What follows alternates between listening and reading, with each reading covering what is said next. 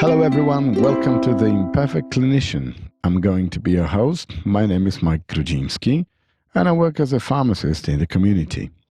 With me in the studio there is my co-host. My name's Yuan To, and I'm a senior pharmacist working in primary care. Okay, this is nerve-wracking. Let's start. Why did you start this, Mike? Why did we start? Well, I noticed there are a lot of podcasts and resources in the clinical side of work, but nothing directly addressing the non-clinical sphere of our development that will help us to get better as individuals, to become better clinicians, professionals, and leaders. Oh, yeah, totally get that. With my own reflection and what I've seen when I'm mentoring, I notice a lot of the times when challenges appear for a clinician or a student who are training to be a clinician, we can find the resources quite quickly for clinical answers. But what is really slowing the progress or the growth is how we feel when we are faced with the problem. So I'll give you an example. When I'm faced with a difficult situation, the first barrier is, shouldn't I know this already? What if they don't think I'm good enough? So I really want to delve deeper into the why. Agreed. A lot of resources are available thanks to lecturers and professionals with wonderful knowledge. There are plenty of organizations who aim to satisfy our clinical needs, our knowledge gaps. And I can see that in a number of cases, those people may not have been directly involved in patients' care for quite a while. We are just ordinary clinicians who see patients day in, day out, have the same struggles as most of our listeners. We had good days and bad days. Our daily work is often lonely and we are scrambling for time to learn something new, but we really struggle to always look at ourselves as well as we deserve. Oh, I get that. Can we pause here? I get that feeling of loneliness, whether you're lonely in a room, lonely in your job as the only pharmacist or only clinician, lonely without your peers, lonely with your responsibilities and your burden. And what you said about not looking after ourselves, yeah? Oh, that really hit hard. I had to learn it the difficult way, I think, for me. Learning to set time aside for myself, not to feel guilty for needing to do that, and not to put others' need above myself at the expense of me. So, who do you want to listen to the podcast?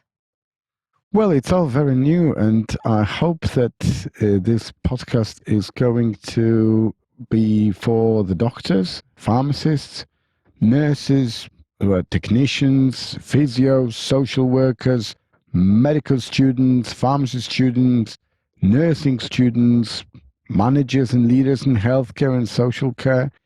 It is also for anyone who wants to find out the true whys. Finding out your own whys may be relevant to anyone working in wider health and social care sector. So stay with us too. Also for those who are acclaimed lecturers to go back to where they started and see if their whys from then are still relevant and compatible with their current selves. How about you? Yes, we're back to the question of why. I think for myself and a lot of us, finding out the why will inevitably involve digging deep into the past, reflecting on the present with why, what, and how the experiences shaped me. So, what I'm hoping to achieve is personal self growth. And for me to gain the skills, really transferable skills, to be a better clinician, leader, to better support people around me. So, to all the clinicians and to those who are interested in learning, I hope you will join us on this journey. Okay, so why are we doing it now? Oh, I think for me, the pandemic for the last 2 or more years has been a nightmare with the constant uncertainties. With us as the frontline workers, we gave everything and more with everybody who worked alongside us, everyone in primary, secondary, community, anyone in the healthcare setting, social care setting really gave their all. And the lockdown has been arduous. And for me, it's been a huge magnifying glass, something that I couldn't really control on all the fears, anxieties, and insecurities in both the professional and personal aspects. I think a lot of people will relate to this in terms of worrying about family, dealing with the daily stresses, and the list goes on. It's hard to accept we don't know what's happening. It's hard to be okay with that loss of control. And it's, I have to keep telling myself we're doing the best that we can. It's scary. It can be overwhelming. And it is okay to feel. That's absolutely spot on, because I think that although the pandemics multiplied those fears and considerations, but I think they become even more pronounced now, going back to sort of normality. For me, COVID and the whole pandemic was quite curious time. Despite terrible impact on many, I wonder about how much it taught me. How many things I have done I would not have even pondered about. I had an opportunity to work to support clinicians in 111, the non-emergency health phone line, if there's anybody listening from not necessarily UK. I conducted multiple online remote consultations. I completed my prescribing qualification as well, and somewhat got used to the new ways of working. That occupied my head and kept it sane from all the negative impacts of the pandemics, not being able to see the family, not being able to travel, or doing the things that we like. Yes, I get a lot of that. It forces me to deal with how I feel in ways that has never been done before. So, like you said, without the traveling, without seeing family, I feel like my distractions have been reduced forcefully due to the lockdown. And I am I'm forced to do a lot of introspection. Some are hard, some are scary, and a lot of it resulted in tears. But most are extremely liberating after continuous work into it. I used to loathe the lockdown and blame it and resent it. But after days of facing my fears, I occasionally feel it is a blessing in disguise. I also rediscovered my joy of certain activities and hobbies, like playing the piano and painting, so I'm having mixed feelings about it. I then notice how I grew as a clinician or a person directly first, and then how it impacts how I am as a clinician and a mentor. It got me thinking, have we been looking at it differently? Do you, do you remember our conversations prior to us starting this? Well, we always spent a lot of time talking, but I think that something changed as we noticed that we feel better after discussing important personal matters. And despite me being a rather happy person, I had this faint feeling that I am becoming more consciously happy. Hard to describe it really, but I was always aware that the only person that can make me happy is myself. But I guess I started to understand a bit better how looking into my own personal whys allows me to recognize how my internal mental nucleus affects layers closer to the skin, to what you can see outside, to what others can see, and how you promote yourself as a person towards your staff, towards your patients, towards your colleagues. We have been doing this retrospection for the first time really together, and what it's like to be a first timer. I mean, this is a podcast that we're doing. It's the first time we've ever done anything like it. What does it feel to be a first timer for you? Honestly, I don't know how it's going to work. I don't know how it's going to sound. It is hard, and I want to be authentically myself, but also trying to protect myself and having my armor up. I've never done this before on my own, let alone with you as a co host. And prior to my conversation with you, I'm having conversation in my head. So there's this part of me saying, what if it's not right? And then the other part of me saying, it's a learning journey. You won't know everything. And then the doubter, or the person that doubts myself, self-doubt appear. What if I'm not good at this?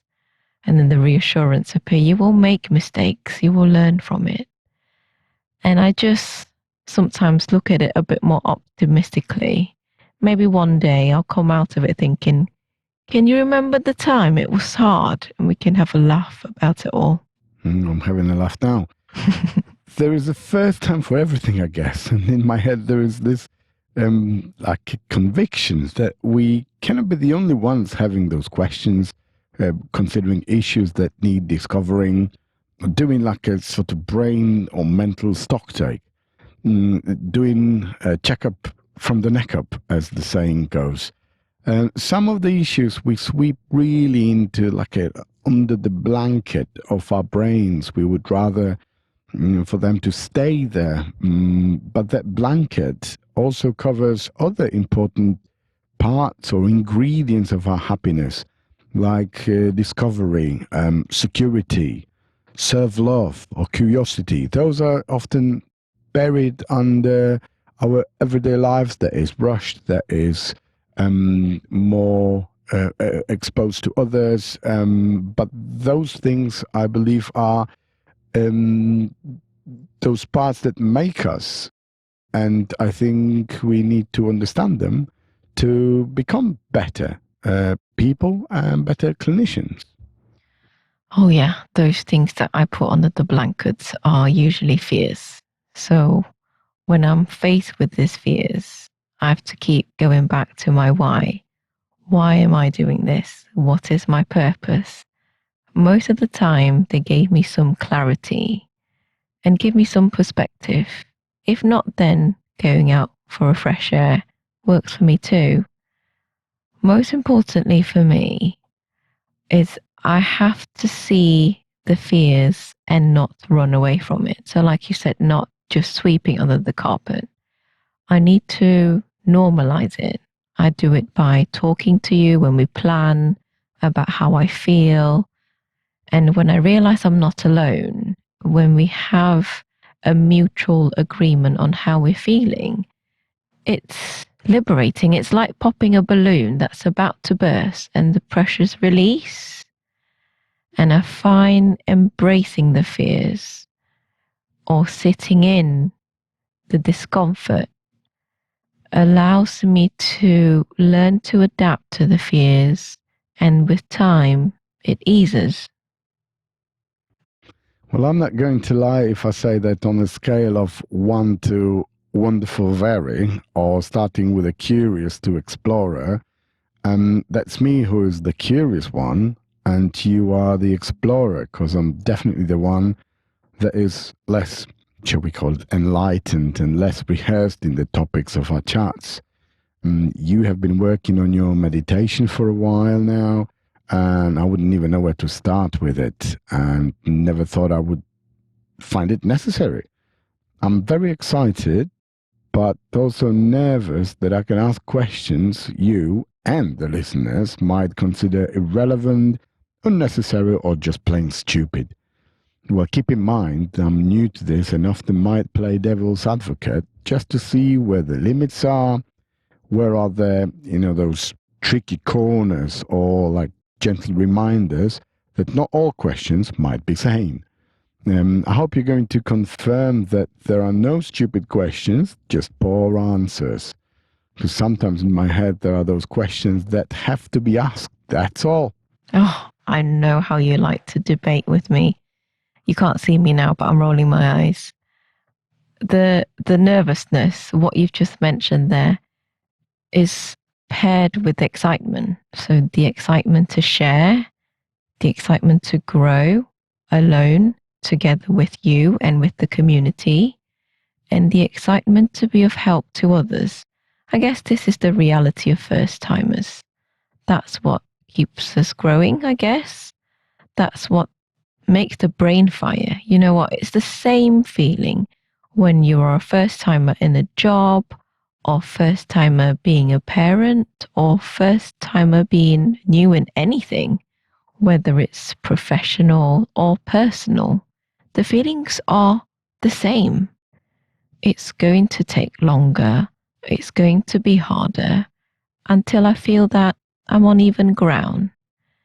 And until then, I need to learn to be okay, to feel all the wobbles along the way, learn how to be okay with falling flat on my face sometimes, learning to balance and learning to get back up again. Well, this is why I am excited to see where this exploration is going to take us. Well, let's stress where it's going to take us and our listeners. And I hope that we come across a single person, maybe two, who can say, I thought of that too. Or maybe someone who would listen and say, oh, I never thought of that, but maybe I should. We shall see. I hope our listening will not waste time with us and can benefit from the ride, or even better, join us and share. Lovely. Right. Shall we get into the nitty gritty? Okay, yeah. So we, in this episode 0, want to tell you that we have in this season the topics, ideas we want to discuss that are formed into episodes. Okay, so we might sometimes call them moments, although I'm not sure they're going to be very short, or stops to discuss things, to pause and discuss things going forward. So we are hoping to be learning from our own experiences, from each other, from you, and your feedback too, hopefully. Yes. I think we will be open, inquisitive, and raw. And it might get messy. We'll be doing a deep dive, or probably a lot of that, telling our stories. And I hope you will relate to the feelings on our journey. Like Mike said, we're hoping for you to pause with us and reflect. Reflect on your journey so far. Relate to what we're talking about and rise above where you were before. Yeah, we will be talking about hard and soft skills and why we don't really like calling them that. Then we want to consider where we are now, and to understand it, we need to unpack what brought us here. So, in order to start the journey, we need to unpack the baggage. It's the other way around, comparing to normal traveling, but we're going backwards first. We will also be looking at vulnerability and why we are afraid of facing our fears. Then it will be time to explore our authentic self. Oh, and how can we explore authentic self without looking at hidden armors like shame and guilt that we're not even aware that they're there? How do we practice self compassion? What's the difference between coping and thriving, which a lot of people might be doing consciously or unconsciously during the lockdown? And why is it necessary? How do we level up? Well, I think you're telling people a bit too much now. I think we're going to leave it for the episodes. Oops, sorry. Right, so almost finally, we hope to achieve transformation, and absolutely finally, just a snippet, we want to engage with you in a ripple effect. So now let me tell you a little bit more about the domestics. So we are going to be releasing weekly, and we would strongly encourage you to subscribe on your favorite podcast platforms and join us on the Imperfect Clinician social media pages. Facebook, Instagram, YouTube, and Twitter are at your disposal. When we are ready, we are hoping to get our own website up and running too, so stay tuned. Thank you for the time you took to listen to this episode 0 of our podcast. We shall be in touch soon. Don't miss it. We won't. Goodbye for now, and mind how you go. Bye for now. Thank you, everyone.